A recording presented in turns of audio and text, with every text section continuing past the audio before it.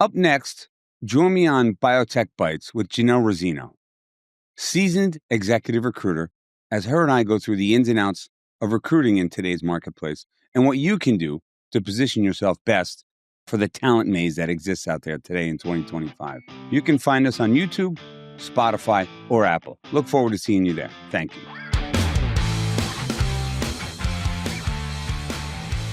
Welcome to Biotech Bites, where we talk to IT leaders within biotechnology. I'm your host, Steve Swan, and today I'm taking a little bit of a different direction. Today I'm being joined by a colleague in our business, Janelle Rosino. Janelle is the president and founder of Rosino Associates. Thank you for joining us. Steve, thanks for asking me to join you this morning. This is it's fun for me. Yeah. And I know that you and I share a lot of not only executive search stories, but a lot of the same philosophies in what's going on out there today. We've had a lot of conversations about this over the recent past, and that's why I thought when we started talking about getting you on, this would be just great, just a free-flowing conversation. But before we get going, I just want to remind our viewers, don't forget to check us out on YouTube, Spotify, Apple, and if you like what you hear or you enjoy what you hear, like us and follow us. All right. So before we get going with our conversation, though, I just want to give our viewers a quick rundown from you on you, right? How did you get to where you are? How long you been doing this? That kind of stuff. Long time, Steve. So I started out in New York, working with a firm, a small firm, boutique firm, 5 people. And 3 years into the role, into working with them, I built an audit practice, for them, but I built it up here in New Jersey. And prior to that, I was in sales with a small oil company called Exxon, 7 years, and then went to Rome Telecommunications after Exxon pulled the plug on a particular product. And we all went to, at that time, Headhunter in New York City, 42nd Street. And the owner asked me not to leave.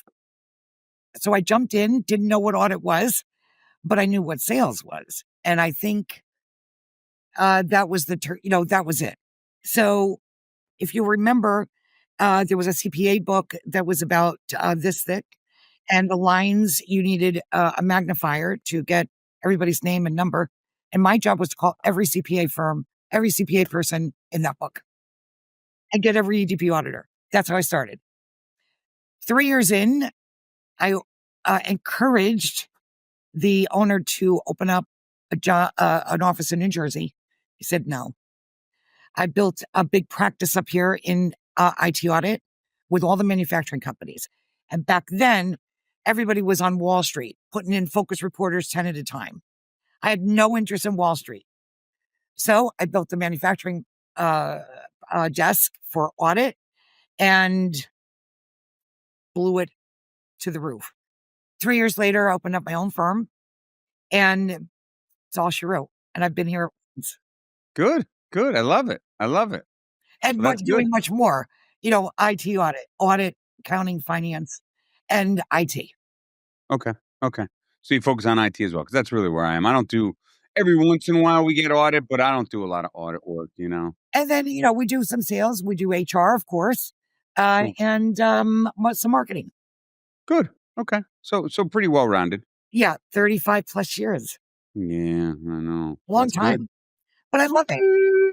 I love it every day. It's not a job. You and I have talked about this. Yeah. If you love it every day and you come in every day and you have a good time, that's the name of the game. So it doesn't feel like work. It's a different challenge. It's a different, I always say it's part science. I just did a post recently, part science, part art, and the science piece is the metrics and the stuff people don't see right behind the scenes. The art piece is the interaction. And that's the piece that, in my opinion, is real interesting. It's different every day with each person. The chemistry is different. The situations are different. The chemistry between those two people is different. Between me and someone else is different. That whole thing. So absolutely, all the parts are different every day, every situation, no matter what. Very unique. Every word, every person, everything. It's amazing. Totally different. Yeah, and it's great to talk to people and get to meet them, right? And when you think about how many people you and I have met over the years, it's crazy. It is. You couldn't count it. You I really was count it. I was doing a I was working with a firm. A CIO had gotten in touch with me several years ago, and I helped him find, a CISO type of person, right? And then on the interview panel of that CISO, I see a name that I recognized. And I got in touch with him. I go, "What are you doing over there?" I placed him back in '07. I've known him since '04. He was a hiring manager at one point. Then he left that place and I placed him and so on and so forth. And now he's over at this particular place. And now I've since started staffing up his group. But again, it's just, so many folks. So It's many crazy. folks. And I think today, because of us knowing so many people and having so many good connections and relationships, relationship is at the top of that list. I think that you and I are able to help more candidates today than ever before because of those relationships. You know, 4, 5, 6 times a day, somebody will reach out and say, Janelle, I saw you're connected to so and so over at XYZ company. Can you make an introduction? And Steve, I know that if I send an email or a LinkedIn connection or note to those first connections, they will answer me, and they always do. No matter if we spoke 5 years ago, 7 years ago, doesn't matter. They will. They remember they always say people don't remember what you say, they remember how you make them feel though, right? And That's if exactly. you leave them with a good impression, like you've done your best Yeah, and you haven't messed something up, you haven't missed something, then hey, let's talk again in the future, right? Whether it was somebody from '05 or somebody from 3 years ago, doesn't matter. Does So not. now let me ask you a question, and this is kind of the kickoff of where I think we may go. And you and I have talked about this in the past, but I want to really hear, what do you think, or what do you see, or what are you feeling as our biggest challenge, not for what you and I do, but in the whole job search sort of landscape right now, right? What is, I mean, it's changed a lot, right? And there's certain things that have happened, I think, over the last year or two. Is there something that comes to mind immediately when you think about that, or when you talk to somebody about that? What's the biggest struggle right now? What's the biggest thing right now that's sort of the stumbling block for most folks? All right. Uh, let's back it up a couple more years than that. Sure. I think the beginning of all of that change started when HR wanted to get a seat at the table. Okay. And if you remember, I'm sure you do, when we were working with hiring managers directly, looking for talent, they knew what we could do. They knew the type of people that we could produce because we knew them and we knew their personalities. And that's where the relationship was. And so we felt good about making sure that the right people showed up at the right time. Well, then human resources walked in the door and said, hey, listen, we want to be part of that. Whether that comes from all the way at the top down, I get it. But human resources, since then, that's where the change started. Last couple of 2 to 4 years, very difficult. Because not only did they become the gatekeeper, we used that word way back when you couldn't get past HR, you couldn't get past this person. Well, relationships don't die all of a sudden because somebody says so, or you can't talk to Steve, or you can't talk to Janelle, or you can't, talk to Mary or Bob. Well, when did that happen? And when did companies decide that HR held the gavel? It happened slowly, I agree, but it happened. Right, it did. And I think that is the beginning. That was the beginning of the difficulty or a little harder sell, Mhm. into an organization. Mhm. Mhm. We talk to major big time companies. You and I both do. We Yep. talk to the mid cap companies. Mhm. We talk to the small guys. Mm. And it would seem that the small cap, mid cap companies have a little less stringency, when it comes to hiring, because you Yeah. deal with the founder, the president, the owner of the company, The and process is less mature, right? Yeah. less. Yes, a lot less. Even companies, 700 million, 800 million, a Right. billion, 2 billion, even their processes are still, Right. intact in terms of being able to deal. You and I have long relationships with great clients that keep us on for years. because Yes. we know who they are. Right. Yeah, I had a conversation once. Oh boy, I would say this was probably it wasn't quite 10 years ago now, but it was a company that at the time I had been working I've been working with them still, about 16 years, 17 years now. So, at the time I was working with them 5, 6 years. And I don't know what the number was then, but I've placed, more than 50 folks with this Right. company, right? And so one of the HR guys came to me because he knew I had lunch every once in a while with some of the people I placed. Because I mean, I made friends with these folks, right? And we spent a lot of time on the phone.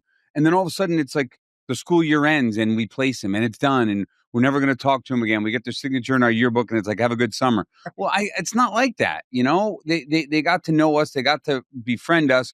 We were the face of the company for them and the information for so long that we got them in there, and I had several people say to me, well, Steve, I had 2 or 3 opportunities going. And the reason why I took this one was because of you. You were calling me twice a week. You were giving me data. You were giving me information. But then the HR person would call me and say, hey, you can't talk to our people anymore. I'm like, well, they're my friends now. I go to lunch with them. I mean, I'm not quite sure how I just say to them, hey, thanks, but no thanks, got to go. It was a transaction because it's not for us. It's not a transaction kind of thing. So um, it's making, like we said, long-term relationships. So I don't know. That kind of went by the wayside, and it seems to be doing more and more of that over the recent past. Yeah. And I think the last couple of years, the last 2 to 4 years, as HR became a much louder voice about all kinds of things, because the attorneys would say, listen, you can't say anything. You can't talk to anybody. You can't do this. You can't lawsuit, blah, blah, blah. We are a litigious society. You don't want anybody, suing the company. And I think HR forgot what they're there for. We work with Fortune companies. I'll bet you and I both have companies where HR still comes on the back end for the offer letter, because we're dealing with the C-suite, because we're dealing with the people that we should be dealing with, because they know what they want. HR doesn't know what they want. And I'm sure that those companies that we deal with that uses HR to come in on the back end are still out there, and we're There, working with them. there are, yes. Yes. Yeah. And our relationships has have carried us, to that point, and we Yes. can count on them. It's a trust, right? Do you know any HR person that trusts you? Well, I do actually. I got some, so yeah. But do they, Uh, because do they really know you? And when you talk about a candidate, do they know what they do? well, so I got to stick up for the HR person here. Go Two ahead. two things. Number one, they recruit for executive assistants, salespeople, IT people, security people. Yeah. So there's a lot going on there. You and I are specialists, right? So they won't be as deep as you and me. But then secondarily, or maybe primarily, HR is there to basically make sure that they keep the company out of trouble, Well, right, right? but then do that. Then Yeah. do that. Then keep the company out of trouble Yep. Yep. Yep. and leave the recruiting end. They all build big talent acquisition groups. They did. Yes. And what you and I hear, and quite honestly, what you and I hear from some of these TA people, Yeah. it is horrendous the way Some of it is, yeah, but there they're treating definitely are them. some that'll say to How are me, they "Hey, treating listen, them? CC Right, me, CC me." I'll stay out of the loop for now, but just right. CC me so I Yes. have a Yes. record of it and all that stuff, which is fine. If they don't Right. wanna, if they take it off their plate and they give it to me because it's too much of a, make it up. They're working on 20 Yes. recs. They only have 2 hours each, 2 hours a week for each rec. This rec that I'm working on in, I don't service now, I'm just making that up, whatever, is taking them 6 hours a week. Well, that's wrecking their budget, right? Of 2 hours a week per role. So that's why they hand it to me, and then they say CC me, and I can keep track of it and all that stuff, right? So I do have some of those relationships, but then, like you said, there are the cases where, you know, It's not working because they're not looking at they don't know how to look at the resume and say this person does the job. They're not those people. HR or TA are not those people. They can only look at words. Because you and I have been in this business for so long, we have a pretty good handle, on what jobs are and what people do and how they do it. And we know the questions to ask, and we're, high touch, high vet, high everything that streamlines that process for the client. And I know that HR is inundated, believe me, with these. I spoke to a company early, today's Wednesday. I spoke to a company on Friday. And I said to them, so I saw you've got, roles in Houston, Orlando, and New York. So help me understand a little bit about, we can do all three, and we can certainly work in those areas because we have clients in those areas. I got a return response. Janelle, thank you so much for reaching out. We have filled all the roles, and all the roles that you see posted, we're going to fill those in Q4 and maybe Q1. Well, why then do you have them posted now? I think we're seeing a lot of that. That's another subject we can talk about here. Okay, so here's what's happening. HR is like, oh, I don't, I have to put these out. You have to put them out. Candidates are responding. Nobody's getting an answer. Nobody's getting a response because they have no intention of hiring until Q4, Q1. Now, who's making that decision? I don't know, but I think let's look at it from their side, and then let's look at it from the other side. Their side is, we're going to build a pipeline.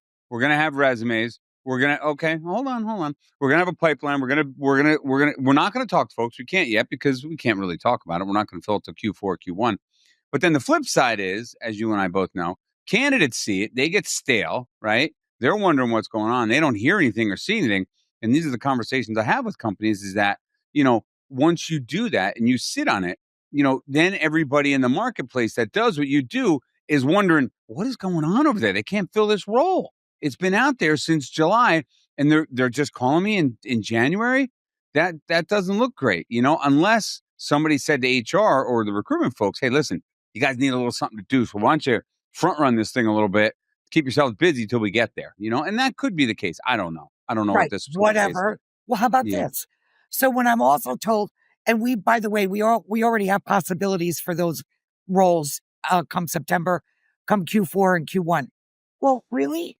They're going to be gone. Well, did you make offers yet? Right. And if not, what makes you think those candidates are still going to be available? Because, Steve, let's be honest, top talent does not last. It doesn't sit. No. It does not last. You get somebody that's talented, that's robust, that has a personality, that's a go, that wants to work and do the right things and have the right credentials and the right skill set. History. Yeah, I'm working on a role right now. History. It's a $1 billion company, CIO -1, right? And it's amazing to me, even though the market's a bit slow, each one of these folks that I like, that I'm sending in, literally one guy called me yesterday, he goes, when it rains, it pours. He's like, I got 3 different things going on right now. So I got to work. It's turning. Yeah. I got to work through this thing in a few weeks. And they're not ready to work through it in a few weeks. So they've been working on it for a few months. And I just started working on it with them 3 weeks ago. So why is it? It's tough. Why is it that you might get a call? Because I'm sure we've both gotten these calls. Mm-hmm. Mm-hmm. So, we're looking for a controller. Right. Or we're looking for a CFO, and we've been looking for months. Yeah. Okay. Yep. Number one, why did I get the call last? Right. You tried to do it on your own. This is the bigger problem, right? Yeah. They don't know what they're looking for, and they don't know, what would be a piece to the puzzle. So they call you or I. We get to understand, we know what the company is, we know who's there, we know the personalities. And why does it take us only either a matter of days or a couple of weeks to find a slate of candidates that are right? Well, so going back to what we said before, the HR folks are generalists, they handle everything. You and I are specialists, right? So we've been doing this for a couple weeks plus, right? And so we have a long-standing a group of folks we can call our relationships and say, hey, listen, I'm working on a CIO -1 and they need to have this, or this, and other folks will send me to this person, that person, and I'm like, wow, I really like this person, So Yes. that's how and that's why, right? I think a lot of it is, and also we've been motivated over the years because we focus. We're so pinpoint focused, and we get paid for a fill. We don't get paid for an interview, right? We get paid for fills. Right. So we've been motivated to hone our craft and to hone our expertise. And again, unfortunately, the folks that work in the corporations, they don't get as pinpoint paid like we do to fill that particular role. Yeah. And they get a salary and they have a whole bunch of roles they're going to fill. So it's just a different model. I always think personally, this is just me, and I've said this before to them, that I believe that a company, when they post a role, it puts them at a distinct advantage. Why do I say that? People look at me funny. They're like, well, no, we get our dragnet out and we get to pull them in. I say, I get that. But think about the way I operate. So the way you and I operate is I call I never post anything. So I call them, and I talk to them about who are they, what do they want, their personality, the personality of the company, the dollars, hybrid versus remote, all that stuff. I talk to them about it. Then I talk to them about the company. Then I talk to them about the personality of the manager and the company. The last thing they see is the description. Because obviously, if a company's calling me, the description's not working for them. So it's probably conveying the wrong message. So when I go back to the company, I say, you're doing it in reverse, which it kind of ties your hands a little bit. You already have it out there. So they see the description and they see what company it is. So now they know the organization, or they think they know the organization. They think they know the role because they see the description, and they're going to tell you what they think you want to hear based on what they see. So it's kind of like we get to qualify them first. We identify, qualify, and then make sure they're the right fit. These folks have already self-identified and really have already self-qualified. So it puts the HR person internally, I think, at a disadvantage for that reason. Correct. And I think it's tough. It's tough. It is. There's nothing easy about HR. Granted, there's nothing easy about that role. When I work on HR positions, finding that right person it's crazy because you have so many different types of HR people, right? And their personalities and, just like anything else. But HR seems to be even more difficult. But anyway, your question 2 or 3 years or 4 years ago, why are we seeing this big change? Why are what's stopping?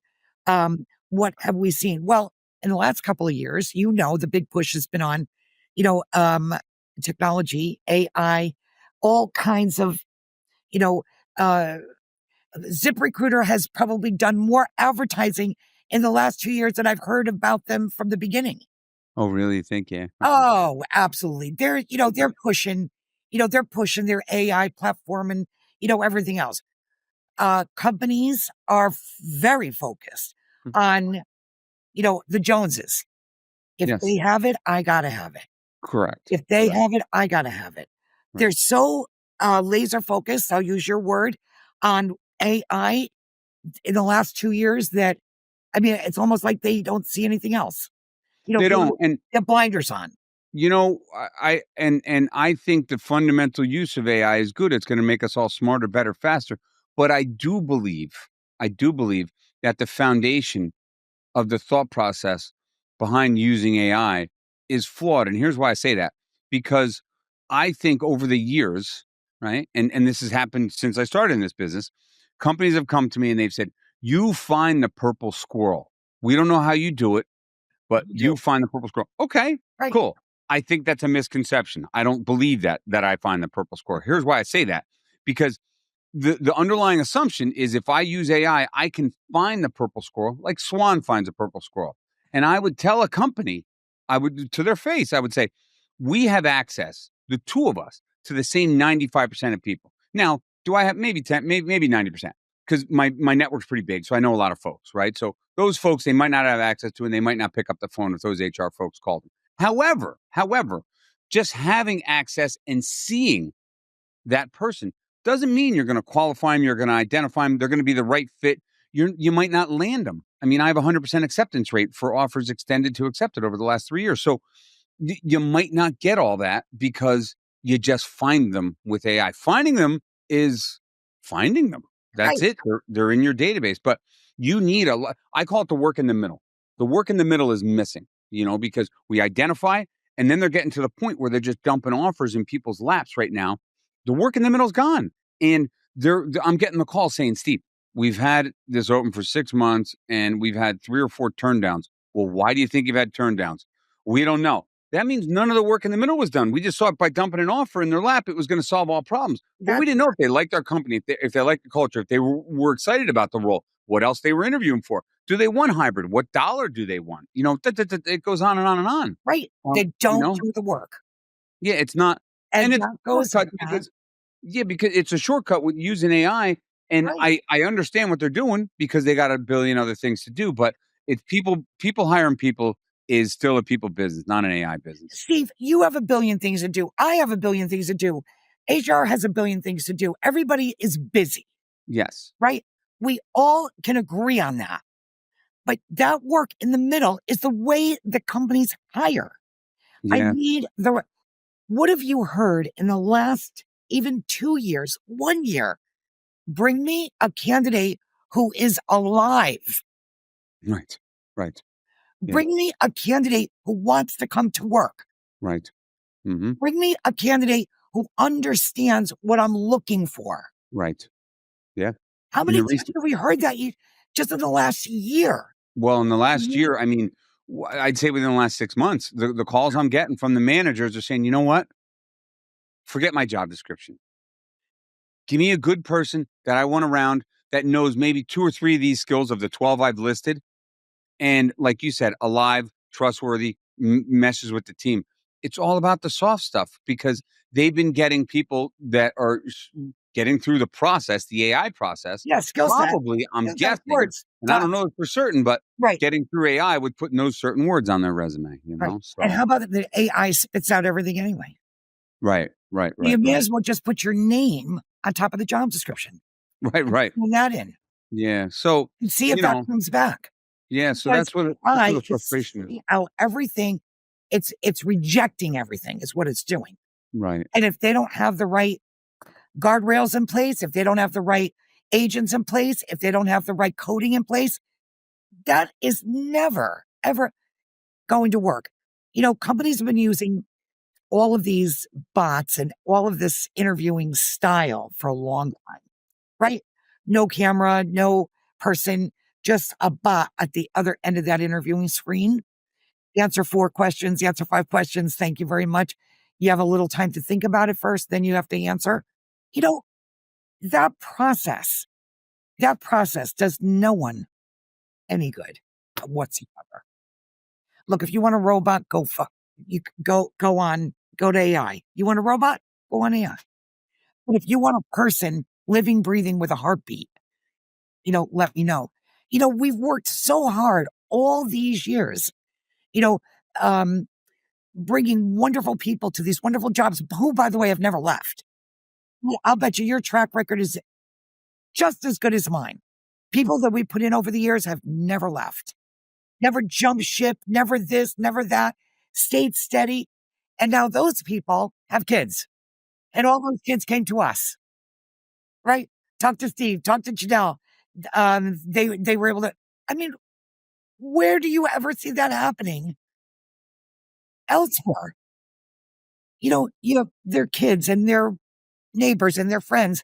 How many emails do you get a day and say, hey, Steve, I have this, I have a friend that I'd like you to speak with because they just lost their job. Are those referrals, those people, those backgrounds are pristine? They're pristine because those people were, birds of a feather, you want to call it? That's fine. We have outstanding candidate bases. Outstanding. The only candidates I won't listen to are my own kids. Right. Why would they? Well, we don't know anything. Yeah, we don't know. No. Something that you probably don't know. My husband has worked in hospitality all his life. Okay. And he has changed a couple of jobs, and very quick story. So, of course, doing what I do, he was looking for a new job at the time. And I said, listen, I can help you, prepare, for whatever you need. to go on these interviews.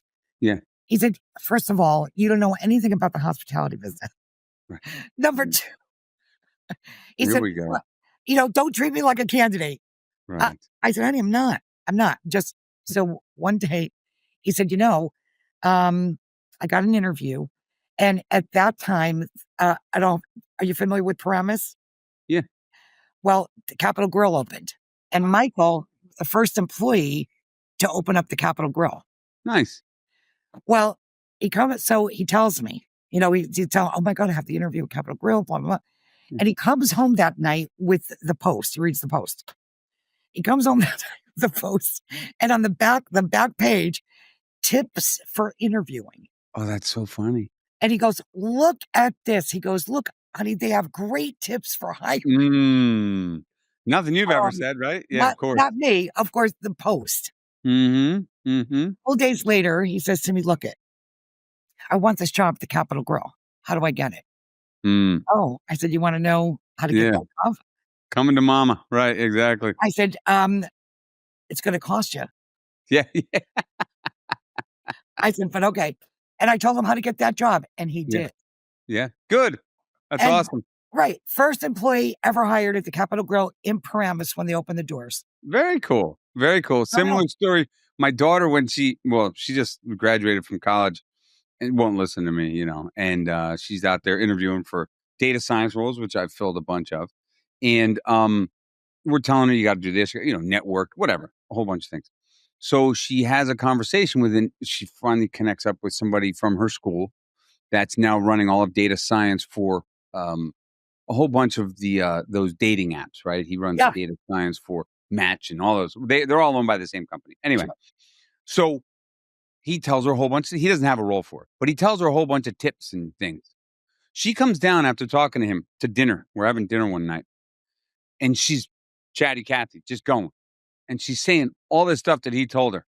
And this, I'm supposed to be doing this. I got to do this. I'm got to do that. And I'm like, sounds familiar. I didn't say that.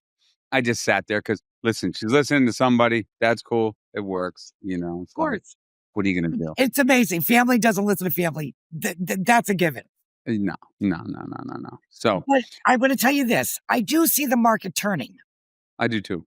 I do. I see it turning, and I've been guiding candidates, how to get prepared for that. Because Steve, nothing ever stays down. No, right? It never. It's going to come back. Everything comes back up. And I need people to understand that this is a market that's turning. Look, there's always a lag time, from what we see versus what really is going on out there. And I have been guiding candidates to really think about what they need to do today, right now, to be prepared for that climb. I do. And I think the more we talk about it, the more that market starts to lift, which will most likely come at the end of August. I've never believed that summer is a time you should sit back anyway. Correct. You and I have had that conversation too. Yeah. Absolutely. The more you push during these summer months, the better position you're going to be in come September, October, when companies open up the coffers and say, okay, we need to have people. And I know that companies are suffering for people. I know it. They are. Yeah. And everything we see now, though, tends to be net new roles, right? A lot of people are staying put, but everything you read is job satisfaction, career satisfaction is at an all-time low, right? It's 60-something%. I did an interview yesterday with Biospace magazine. My space is biotech. And they asked me, they said that they did an informal poll, and they came to the conclusion that in the biotech industry, in the next year, 83% of respondents said that we plan on looking for a new role within the next year. That's a big number, man. Huge. And so I said, well, we got the macro, global macro U.S. sort of picture of 60+%. But add on top of that, what's gone on with the biotech space, the funding that's gotten crushed, and, we don't know what the regulatory environment's going to look like, all sorts of things. And all that on top of each other, 80-something%. So once things start moving and once people start moving, it's going to explode. It's going to be crazy. You mentioned look, there are other obvious reasons why, we've had this is like a slow up. And it's not just HR, it's the political climate. It's, the terror, everybody has a reason.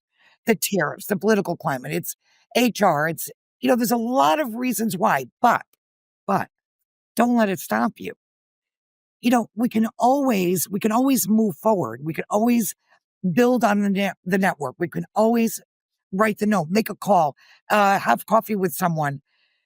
That doesn't stop. And I guide candidates to continue to do that as robustly as they can, especially now. And I know people go on vacations. I think there's a couple of my clients that have closed for 2 weeks. Oh, really? Okay. Oh yeah. I mean, and Yeah. that's normal. They headquarters, they have a plant here, there, and everywhere. Yeah. And they shut down sometimes during the summer just to I guess Retool manufacturing? retool manufacturing or check check what, like, there's a plant in Linden, New Jersey. Mhm. Total Energies is the fourth largest oil company in the world. Oh, And they have really? a plant Okay. they have a plant here in Linden. Yeah. And I work with them. Uh, and I believe they not close, but close for Yeah. vacation. Really? That's So cool. That's the good. refinery. That's nice. That's good for Well, them. yeah, all the lubricants that go into everything else with oil. Probably everything. Yeah. There's so many companies that do Yeah, all this stuff that you just never heard of. right. So it's a lot of different things, but candidates can't stop. Our candidates can't stop looking. They can't. Well, it's so another thing that this gentleman said to my daughter was, like you just said, keep talking to people, but talk to them mostly, or not mostly, but still reach out to them, even if there's nothing you want from them, even if there's nothing you need. Keep touching base. Because they're gonna run into somebody at dinner, at a cocktail party, or at a baseball game or whatever that says, "Hey, I'm looking for that person," or, "You know anybody like this?" "Yeah, I've been chatting with this girl or this guy that does that. Let me reach out to them and see what their thoughts are," that kind of stuff. So, if you just keep doing that, because again, these roles that they post on the internet, they're getting 14,000 applicants, and are they real, and all this other stuff, 99% of those candidates do not do the job. Right, right. You do not do the job. People will post on anything. Well, let me just send it because you never know. I got a call early this morning. A, a longtime candidate, a friend who was in, I guess, one of the staples, doing some printing thing, and got into a conversation. And this gal said, "I'm a project manager by trade." She said, "I just took this job because I needed to get back to work." So she's in the printing side of staples. So this gal says to her, "Oh my God, you need to call Janelle Rosino. Project management, I know the person for you to call." But because they've taken other jobs or needed to get cash flow into the house and they're out of work and they're not prepared, and I know people that were not prepared, they need help, they need guidance. They do. They do. Right. And the market right now is the time to do it, is to really Yeah. push. Just dig in and keep pushing Right. and networking. My niece, my brother's daughter, who's 2 years out of school now, she was in a role again, kind of just took a role, right? She was getting her nails done or something at a salon, and she's not quiet. She's sitting there chit chatting, and 3 chairs over, this lady leans over and said, "What kind of role are you looking for?" She hired her. She ended up hiring her. She stole her from her other company. She's like, "You're exactly what we're looking for," and Right. who knew? Right. This in August, I put on this C-level executive panel, and I invite my C-level clients to come in all different disciplines and listen to and answer questions that we have prepared. We prepare ahead of time. We solicit from the audience. We get the questions. We put them all in the right topic areas, and we send them off to the executives. They come in August and they listen. We have a moderator, and it is amazing how typically 3 to 4 people get hired that night. Right. Amazing, right?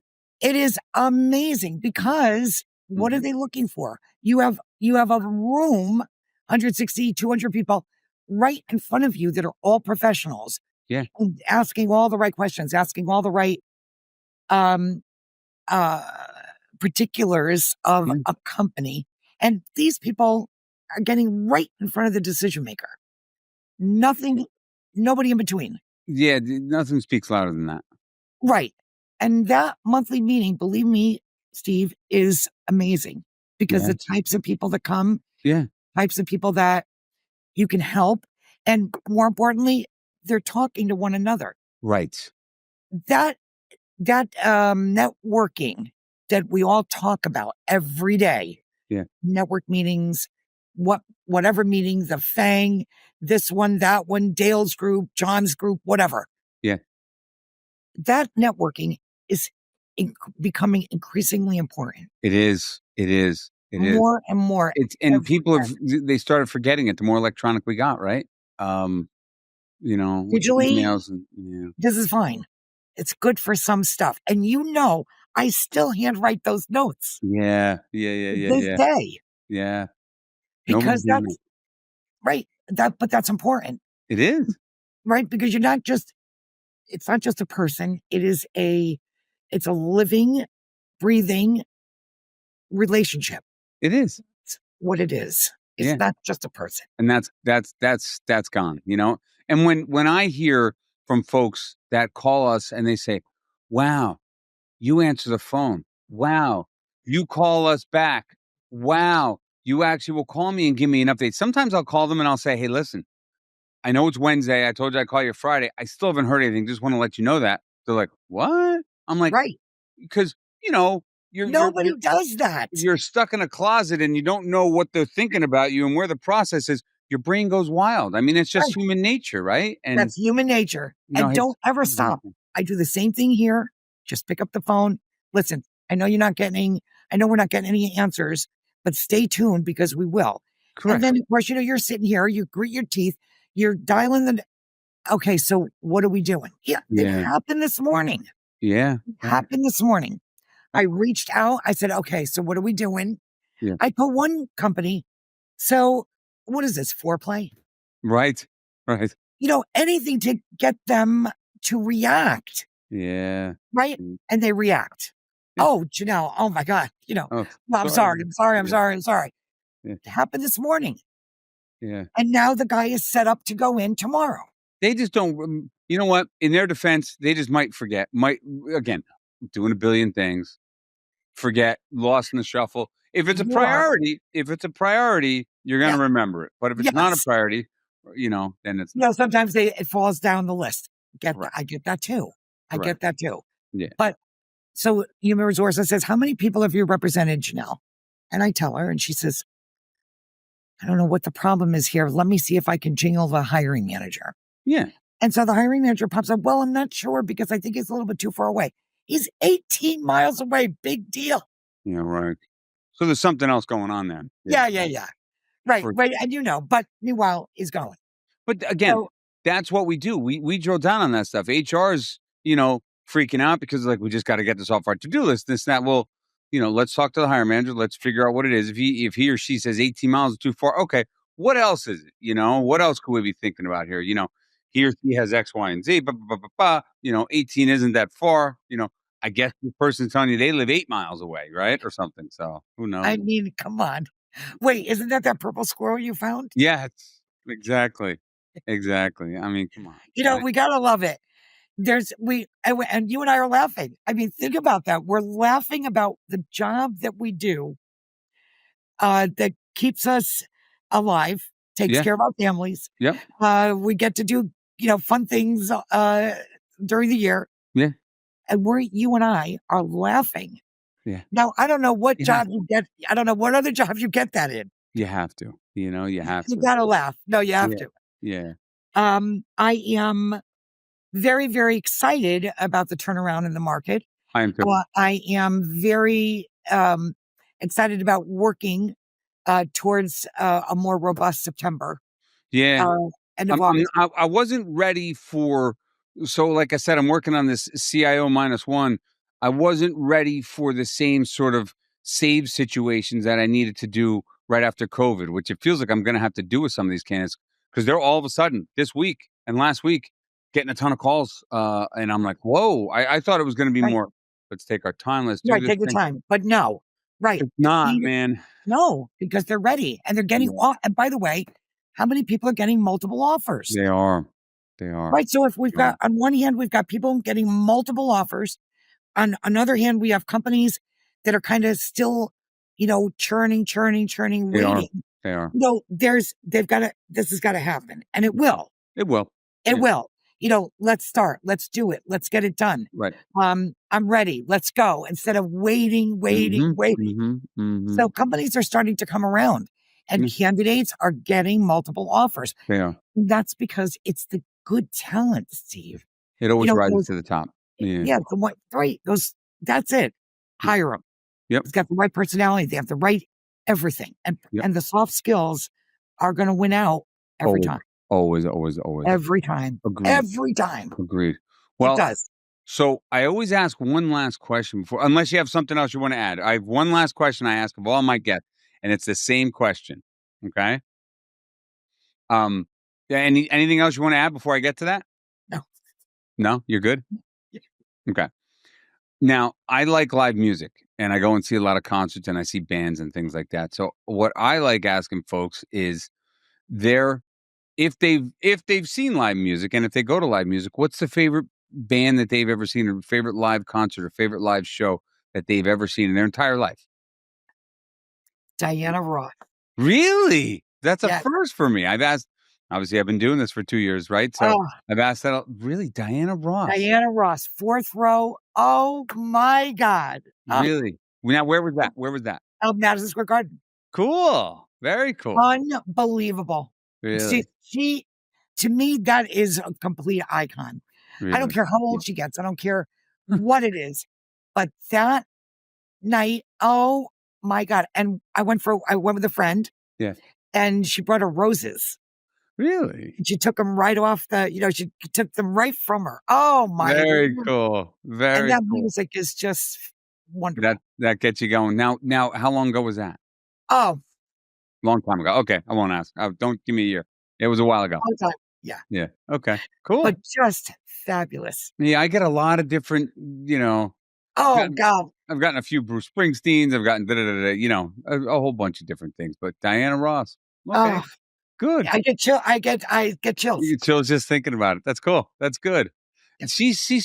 Did she ever do like a Vegas residency or something? Why do I feel no, she never did. No, because again, time takes a toll. It does. However, I did hear recently that she was coming out with some new music. Oh, cool. Okay. Well, I think the Vegas residencies too take a toll because if you're doing that, 5 nights a week, that's got to hurt, Nope, they do I pay know. a lot, but if you Well, can't, 5 nights a week, long time, that's it's a long run. If you're doing that for months on end, forget about it, So anyway, all right. Well, listen, great chatting with you. Thank you very wonderful much. to chat with you. I had a good time, really. Yeah. Yeah, no, that was good. That was really good. And I appreciate your time. Okay. We appreciate yours, and thanks for having me.